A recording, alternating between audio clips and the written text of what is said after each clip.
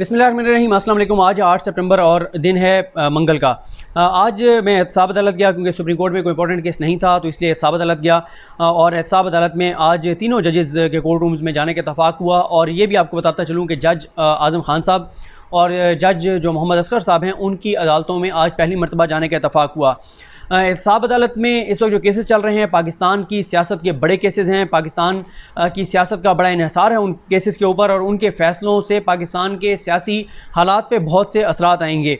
और इसलिए मैं ये चाहता हूँ कि वहाँ के हमारे जो दोस्त हैं जो वहाँ से रिपोर्टिंग करते हैं, वो रेगुलर वहाँ से वीडियोज़ किया करें ताकि लोगों तक कोर्ट रूम के अंदर का अहवाल और मुकम्मल तफसीलात लोगों तक पहुँचें। उसकी रीज़न ये है कि चैनल्स और अखबारात में सबसे बड़ा जो मसला आ गया है वो ये आया है कि चैनल्स और अखबारात ने बहुत से रिपोर्टर्स को फारिग कर दिया है। रिपोर्टर्स बहुत कम हो गए हैं।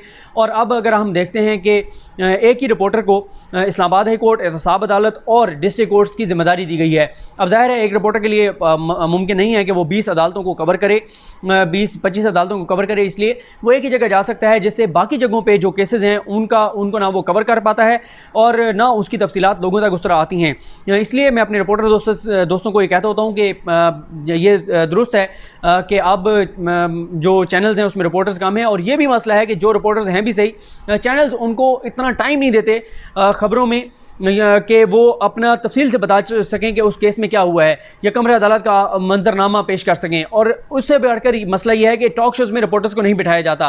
तो इसलिए ये ज़रूरी है कि जहाँ जहाँ पे जो रिपोर्टर्स हैं, जिस बीट को वो कवर करते हैं, उसको वो पूरी जो है वो कमिटमेंट के साथ कवर करें और उसके बाद अपने यूट्यूब चैनल्स पर उसकी तफसीलात जो है वो बताएं। एहतसाब अदालत को जो हमारे दो दोस्त कवर करते हैं, उन दोनों के यूट्यूब चैनल्स के लिंक जो हैं मैं इसी वीडियो के डिस्क्रिप्शन में दे दूंगा। आप दोनों के चैनल को सब्सक्राइब करें। और ये भी मैं ट्वीट भी कर दूंगा उनके लिंक। एक हमारे दोस्त फयाज़ महमूद साहब हैं और दूसरे अफजल जावेद साहब हैं। फयाज़ महमूद साहब आज क्योंकि इस्लामाबाद में नहीं थे, इसलिए वो उसको कवर नहीं कर सके, और अफजल जावेद साहब पाकिस्तान से बाहर हैं। लेकिन उन दोनों के लिंक मैं दे देता हूँ ताकि आइंदा आप एहतसाब अदालत की जो तफसीलात हैं वो उनके चैनल्स पर देख सकें। अब हम शुरू करते हैं। सबसे पहले मैं आज़म खान साहब की अदालत में गया। वहाँ पर फ़ारूक नाइक साहब मौजूद थे, आसिफ अली जरदारी साहब, और उनके साथ फ़ारूक नाइक साहब के एसोसिएट असगर महर साहब जो हैं, असगर महर एडवोकेट, वो भी मौजूद थे। फ़ारूक नाइक साहब ने इस्तदा ये की कि 3 केसेस जो हैं आसिफ अली जरदारी साहब के, जिनमें सप्लीमेंट्री रेफरेंसेस आए हैं, उन तीनों केसेस को आप यकजा कर दें और एक ही दिन समाअत के लिए मुकर्रर कर दें, ताकि एक ही दिन मैं लॉ पॉइंट्स के ऊपर आपको दलाइल दे सकूं। और लॉ पॉइंट पे वो दलाइल ये देना चाहते हैं कि क्या सप्लीमेंट्री रेफरेंस इनमें दायर किया जा सकता था या नहीं किया जा सकता था, और ख़ास तौर पर जिस केस में आसिफ अली जरदारी साहब पर फ़र्द जुर्म आयद हो चुकी है, उस फ़र्द जुर्म आयद होने के बाद क्या उनके ऊपर उसमें ज़िमनी रेफरेंस आ सकता था या नहीं आ सकता था। इस मौके पर जो नए प्रोसिक्यूटर थे, मेरा ख्याल है वो सुहेल आरिफ साहब थे। क्योंकि मैं एहतसाब अदालत को रेगुलर कवर नहीं करता, तो इसलिए मुझे ज़रा अभी चेहरा शनासाई नहीं है, ना सही नाम पता है। तो मेरा ये ख्याल है सुहेल आरिफ साहब थे। उन्होंने ये कहा जज आज़म खान साहब से कि ये आसिफ अली जरदारी साहब के जो वकील हैं, ये तारीख पर तारीख लेते रहते हैं, ये डिलेइंग टैक्टिक्स इस्तेमाल करते हैं, जिस वजह से ये केसेस आगे नहीं बढ़ रहे। आज ये केस दलाइल के लिए फ़िक्स था, आज दलाइल होने थे। यही वजह है कि आज और केसेस नहीं रखे गए, ज़्यादा केसेस नहीं रखे गए, ताकि इस केस में जो है वो दलाइल हो सकें। और उन्होंने कहा कि आप आज इस हवाले से सख्त जो है वो ऑर्डर करें, सख्त एक्शन लें, ताकि ये डिलेइंग टैक्टिक्स जो हैं ये ख़त्म हो और केस जो है वो तेज़ी से आगे बढ़ सके। इस पर पहले फ़ारूक नाइक साहब के साथ एक और वकील खड़े थे, वो बोले। उसके बाद फ़ारूक नाइक साहब ने कहा, उन्होंने कहा कि आप फ़ाइल देख लें, फ़ाइल देखने के बाद अगर तो इसकी वजह हम हैं केस तेज़ी से आगे ना बढ़ने की, तो मेरी गर्दन जो है वो हाजिर है। अगर इसकी वजह ये है तो फिर इनसे कहें कि ये जो है वो अपना बयान वापस लें। और जहाँ तक बात है हमारी लीगल रेमेडीज़ की, हम तमाम जो कानूनी और आइनी रेमेडीज़ हैं, जो ऑप्शंस हैं, हम उन ऑप्शंस को इस्तेमाल करेंगे। ये नहीं हो सकता कि हम अपनी जो कानूनी रेमेडीज़ हैं उनका इस्तेमाल ना करें। बहरहाल इंसाफ जो है वो ना होता हुआ नज़र आना चाहिए और आप इंसाफ करें। इस पर जो है वो जज आज़म खान साहब ने जो कहा वो तो मैं आपको बताता हूँ। लेकिन इस मौके पे झूठे बयान हल्फी का दोबारा जिक्र आया, और झूठे बयान हल्फी के हवाले से हमारे दोस्त जो फयाज़ महमूद हैं, उन्होंने भी वीडियो की थी, उसके बारे में मैं आपको बताता हूँ। लेकिन जज साहब ने जो कहा वो मैं आपको बता देता हूँ। जज साहब ने क्या कहा इस मौके पर। जज आज़म खान साहब ने कहा, क्योंकि उन्होंने ये भी कहा जो फ़ारूक नाइक साहब ने, कि पिछली समाअत पर ज़बरदस्ती जो है वो आपसे फ़र्द जुर्म आयद करवाई गई। इस बात का बैकग्राउंड मैं आपको बताता हूँ, लेकिन पहले मैं बता देता हूँ जज साहब ने इस मौके पर क्या कहा। जज साहब ने कहा कि आपने इल्तवा की बात की है तो सुन लें। इस केस में कई तारीखें हो चुकी हैं। पिछली समाअत पर आपने कहा था कि आप दलाइल के लिए मुकम्मल तैयार होंगे। आपने फेयर ट्रायल की बात की है। ये अदालत फेयर ट्रायल को यकीनी बनाएगी। इस अदालत पर कोई दबाव नहीं है। आपकी हर दरख्वास्त हमने कबूल की। आपने जब जब जो जो तारीख मांगी वही हमने तारीख दी। तो अब ये ना कहें कि फेयर ट्रायल को यकीनी नहीं बनाया जा रहा। इंसाफ ना सिर्फ होगा बल्कि होता हुआ नज़र भी आएगा। वकला उस दिन मौजूद थे और जिस दिन फ़र्द जुर्म आयद की गई जरदारी साहब पर, और बयान हल्फी में जो बात कही गई वो बात दुरुस्त नहीं है। अब मैं आपको बता दूं बयान हल्फी में क्या बात की गई। ये बात फयाज़ महमूद साहब अपनी वीडियो में तफसील से बता चुके हैं और कम्युनिटी पेज पे वो मुकम्मल तफसीलात मौजूद हैं। मेरे कम्युनिटी पेज पे वो आप जाकर देख सकते हैं। मामला ये हुआ था कि जिस दिन जरदारी साहब पर फ़र्द जुर्म आयद होनी थी वीडियो लिंक के ज़रिए, उस दिन हुआ ये था कि जरदारी साहब के वकील फ़ारूक अजनाई साहब जो हैं वो अदालत में नहीं आए। अदालत को बताया गया कि फ़ारूक अजनाई साहब जो हैं वो इस सुप्रीम कोर्ट में एक अहम केस के सिलसिले में मौजूद हैं, इसलिए आज वो नहीं है। तो आप जो है वो समाअत मुलतवी कर दें और नेक्स्ट किसी हेयरिंग पे फ़र्द जुर्म आयद कीजिएगा। लेकिन जज साहब ने कहा कि क्योंकि ये तारीख आज की तारीख फ़िक्स है, यानी उस दिन की तारीख फ़िक्स है, नोटिस आपको हुए थे, इसलिए ज़रूरी था कि वकील यहाँ पर मौजूद होते, तो हम ये फ़र्द जुर्म आयद करेंगे।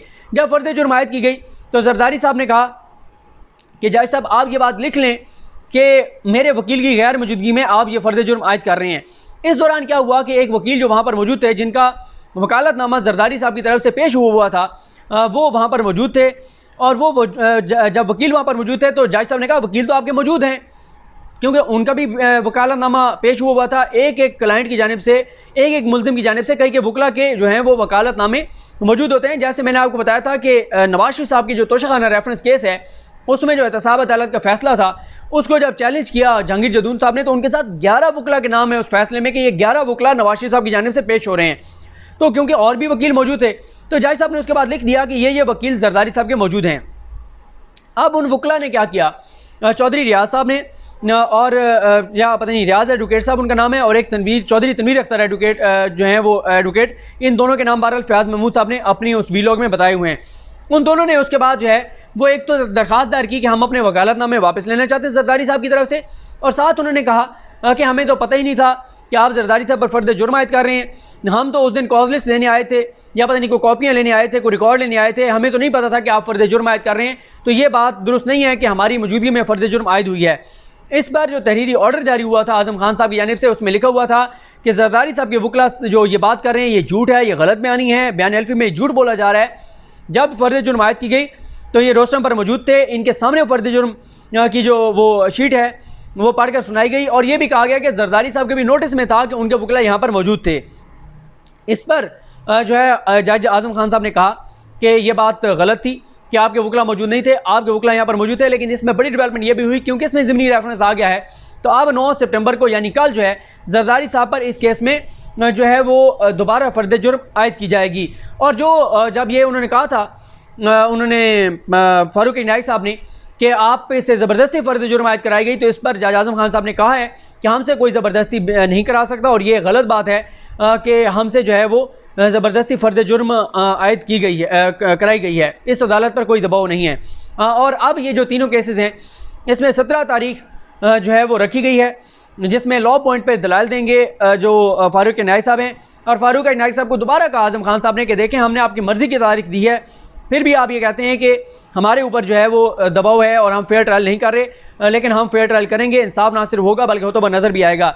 इस दौरान जब मैं ये केस अटेंड कर रहा था तो जज मोहम्मद बशीर साहब की अदालत में बैरिट उनका केस था, क्योंकि मैं वो केस कवर नहीं कर सका, तो मैं कुछ उसकी तफसीलात लेके नेक्स्ट इसी वीडियो में आपको बताऊंगा। मैंने वैसे फयाज़ महमूद साहब को भी कहा है कि उसकी तफसीलात लें कि उस केस में क्या हुआ।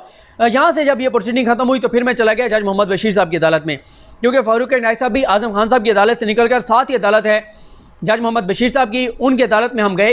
तो वहाँ पर फ़ारूक अजनाई साहब जैसे ही पहुँचे तो उन्होंने उस पर दलाइल देने थे। जो जरदारी साहब का क्लिफ्टन वाला घर जो नैब की दरख्वास्त पर उसको मुंजमद करने का फ़ैसला हुआ था, उसके ख़िलाफ़ उन्होंने दलाइल देने थे, क्योंकि उन्होंने ये दलाइल देने थे कि बग़ैर जरदारी साहब के वकील को सुने उनका कोई भी असासा जायदाद उसको मुंजमद नहीं किया जा सकता। लेकिन उस पर फ़ारूक अजनाई साहब ने कहा कि आप 17 को ही रख लें, तो उसकी भी बग़ैर कार्रवाई के समाअत मुलतवी हो गई।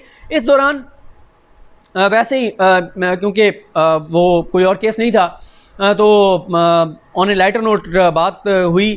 जैसे ही फ़ारूक अजनाई साहब रोशना पर आए तो जज मोहम्मद बशीर साहब ने मास्क लगाया और उन्होंने अज़राए मज़ाक कहा उन्होंने कहा कि कहा जाता है कि कराची वाले जैसे ही आए तो मास्क जो है वो लगा लेना चाहिए। उन्होंने लाइटर नोट पे ही बात कही।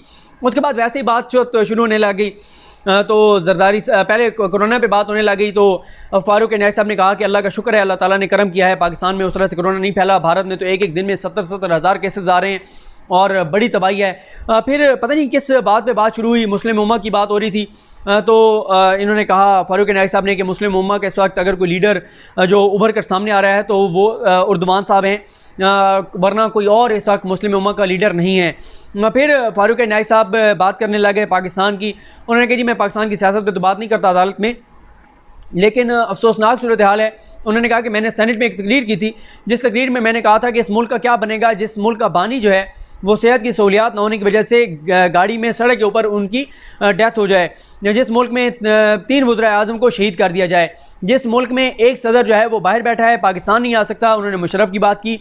एक सदर जो है वो यहाँ पर पेशियाँ भुगत रहा है, 3-4 वज़ीर आज़म यहाँ पर नैब में पेशियाँ भुगत रहे हैं, यूसुफ रज़ा गिलानी, राजा परवेज़ अशरफ, शाहिद खलील अब्बासी और नवाज शरीफ। तो उन्होंने कहा क्या बनेगा उस मुल्क का। तो उन्होंने पूछा जाहिद मोहम्मद बशीर साहब ने, उन्होंने कहा तो फिर आपकी इस तकरीर को जो आप बता रहे हैं आपने सेनेट में की थी, इसको अप्रिशिएट किया गया। उन्होंने कहा जी कहाँ अप्रिशिएट किया गया, आपको पता है ऐसी बातों को कहाँ पे जो है वो अप्रिशिएट किया जाता है। उसके बाद एक और केस में एक मुलजिम को जिस्मानी रिमांड पर पेश किया गया, वो भी मैं अभी उसकी तफसीलात देख के और आपको बताऊँगा कि वो किस केस में उनको पेश किया गया था। उसके बाद क्या हुआ कि मैं चला गया जज मोहम्मद असगर साहब की अदालत में। असगर साहब की अदालत में भी क्योंकि मसला ये होता है कि अदालती केसेस में जब आप नहीं जाते पहले और आपको बैकग्राउंड ना पता हो तो आपको समझ ही नहीं आती कि ये क्या जो है वो केस था। उस केस में बहुत से मुल्ज़मान थे और यहाँ पे मैं आपको एक और चीज़ बताता चलूँ, इसको भी हम किसी और मौके पे भी हाईलाइट करेंगे कि एहतसाब अदालत की ना तो वेबसाइट है कि वहाँ पे कॉज लिस्ट आए, और जो कॉज लिस्ट लगाई भी जाती है अदालत के बाहर वो हाथ से लिख कर लगाई जाती है। इतनी बड़ी अदालतें हैं जिनमें इतने हाई प्रोफाइल केसेस चल रहे हैं, तो ये बात देखनी चाहिए जो भी रजिस्ट्रार हैं एहतसाब अदालतों के, जो इंतजामी तौर पे मामला देखते हैं उनको, और साथ ही अतर मिनल्ला साहब को देखना चाहिए, चीफ जस्टिस हैं इस्लामाबाद हाई कोर्ट के, जिनके मातहत हैं ये अदालतें, जो इंतजामी तौर पे जिन्होंने ये देखना होता है कि एहतसाब अदालत की वेबसाइट होनी चाहिए। और ये बहुत मसला है, अतर मिनल्ला साहब की अपनी भी अदालत में मसला है और ये मसला एहतसाब अदालतों में भी है कि साउंड सिस्टम नहीं है अदालतों में, जिस वजह से आवाज़ जो है वो क्लियर नहीं आती, तो ये मसला भी हल होना चाहिए। वहाँ पर जब मैं गया, एक केस था जिसमें सप्लीमेंट्री रेफरेंस दायर हुआ था और 12-13 मुल्ज़मान जो है अदालत में मौजूद थे। तो वहाँ पर बात हुई कि जी सप्लीमेंट्री रेफरेंस जो दायर हुआ है उसकी कॉपीज़ जो हैं वो फ्राहम की जाएँ। आई थिंक वसीम साहब थे नैब के प्रोसिक्यूटर, उन्होंने कहा कि ये जो नए मुल्ज़मान हैं उनकी हद तक कुछ चीज़ें ऐड हुई हैं, आपकी हद तक नहीं है, तो ज़रूरी नहीं है कि आपको ये भी कापियाँ जो हैं वो फ्राहम की जाएँ। इससे पहले जो मेन रेफरेंस है उसकी कापियाँ आपके पास मौजूद हैं। तो हम ये एहतियात कर रहे हैं कि अवामी टैक्स से जो पैसा है, अवाम के टैक्स से जो पैसा है वो ज़ाया नहीं होना चाहिए, बजाय इसके कि हम फजूल में आपको हज़ार सफ़ात की कापियाँ करा के आपको दें जिनकी ज़रूरत नहीं है। तो अगर आप कहेंगे तो आपको दे देते हैं, आप पढ़ लें। अगर आप फिर भी समझते हैं कि आपको कॉपी चाहिए तो हम आपको दे देते हैं, वरना ज़रूरत नहीं है। इस मौके पे एक वकील ने कहा, उन्होंने कहा जी हमें तो ये बताया गया था पिछली समात पर कि नैब बहुत अमीर हो चुका है, नैब ने बहुत सी प्ली बार्गेन्स की हैं, बहुत सा पैसा नैब के पास आया है। तो इस पर नैब प्रोसिक्यूटर ने कहा जी वो पैसा नैब के पास नहीं आता, वो कौमी ख़जाने में जाता है। इस मौके पर जज मोहम्मद असगर साहब ने कहा, उन्होंने कहा कि जी बाकी डॉक्यूमेंट्स बहुत ज़्यादा होते हैं, 104 कई केसेस में तो 104 जो हैं वो वॉल्यूम्स जो हैं वो डॉक्यूमेंट्स के हमारे सामने पेश किए जाते हैं। हमें उन्होंने कहा नैब तो जो है वो शहज़ और डाला भर के लाता है दस्तावेज़ात का और हमें दे देता है कि जी ये रिसीव कर लें। उन्होंने कहा हमारे पास तो जगह ख़त्म हो गई है दस्तावेज़ात की। तो ये बहरहाल वहाँ पर बात हुई असगर साहब की अदालत में। और मैं दोबारा ये इस वीडियो के ज़रिए भी दरख्वास्त करूँगा जो हमारे दोस्त हैं अफजल जावेद साहब और फयाज़ महमूद साहब के वो रेगुलर वहाँ से वीडियोज़ करें, कि क्योंकि जिस दिन सुप्रीम कोर्ट में इंपॉर्टेंट केसेस होते हैं वहाँ मैं वहाँ पर होता हूँ, तो इसलिए यहाँ से वो रेगुलर वीडियोज़ करें। और भी जो रिपोर्टर्स हैं, अगर वो कोई रिपोर्टर रेगुलर एहतसाब अदालत को कवर करेगा, इस्लामाबाद हाई कोर्ट को कवर करेगा, पार्लियामेंट को कवर करेगा, कमेटीज़ को कवर करेगा, तो मैं ज़रूर अपने चैनल पे उस चैनल को प्रमोट भी करूँगा, लोगों से दरख्वास्त भी करूँगा कि उन चैनल्स को ज्वाइन करें, उन चैनल्स को देखें, ताकि उन तक मुकम्मल इन्फॉर्मेशन जो है वो पहुँचती रहें। और जो लोग मेहनत कर रहे हैं, जो वहाँ से जाके और कवरेज करके और वीडियोज़ आपके सामने रख रहे हैं, उनकी हौसला अफजाई भी हो और वो इस काम को आगे भी बढ़ाएँ। मुझे अपनी दुआ में याद रखें। अल करीम हम सब का हामी नासरो। अल्लाह हाफ़िज़।